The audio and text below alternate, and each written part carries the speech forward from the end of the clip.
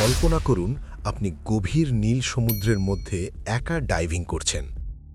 হঠাৎ আপনার নিচে একটা বিশাল ছায়া ঘুরে গেল।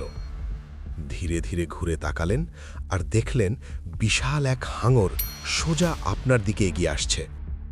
চারদিকে শুধু পানি, পালানোর পথ নেই। এখন আপনার হাতে মাত্র 10 সেকেন্ড।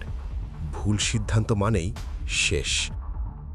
আজকের 3টি জীবন-মরণ চ্যালেঞ্জে দেখা যাবে আপনি কি হাঙরের সামনে ঠান্ডা মাথায় বাঁচতে পারবেন।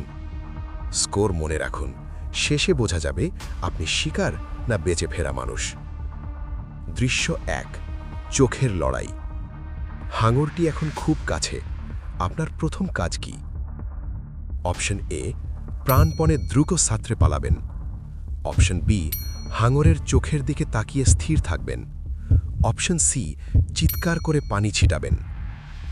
বেশিরভাগ মানুষ এখানে ভুল করে।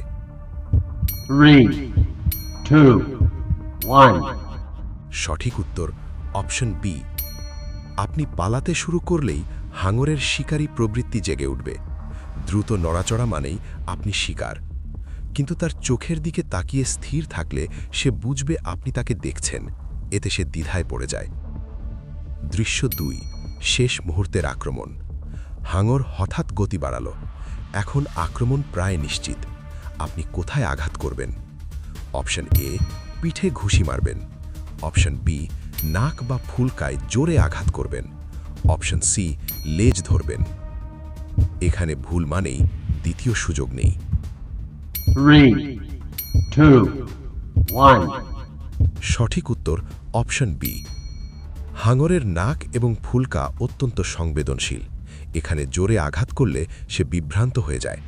ওই কয়েক সেকেন্ডই আপনার পালানোর একমাত্র সুযোগ। দৃশ্য 3, পালানোর সঠিক সময়। হাঙর কিছুটা দূরে সরে গেছে। এখন আপনি কি করবেন? অপশন এ, পিঠ দিয়ে দ্রুত সাঁতরাবেন। অপশন বি, হাঙরের দিকে মুখ রেখে ধীরে পিছিয়ে যাবেন। অপশন সি, পানির নিচে ডুবে থাকবেন। 3, 2, 1. সঠিক উত্তর অপশন বি। পিঠ দেখালেই আপনি আবার শিকার হয়ে যাবেন। তাই সব সময় তার দিকে মুখ রেখে ধীরে ধীরে কম নড়াচড়া করে পিছিয়ে যান। কম পানি নাড়ানো মানে কম কম্পন, কম কম্পন মানে কম আগ্রহ। মনে রাখবেন, হাঙর মানুষের স্বাভাবিক খাবার নয়। বেশিরভাগ আক্রমণ হয় ভুল বোঝাবুঝিতে। এখন বলুন, 3টির মধ্যে কয়টি আপনার সঠিক হয়েছে? যদি 3টিই সঠিক হয়ে থাকে, অভিনন্দন, সমুদ্রেও আপনি মাথা ঠান্ডা রাখতে পারেন। স্কোর কমেন্টে লিখুন আর সাবস্ক্রাইব করুন জানেন কি চ্যানেলে, কারণ পরের ভিডিওতে জানবেন লিফট ছিঁড়ে নিচে পড়লে বাঁচার একমাত্র বৈজ্ঞানিক উপায়।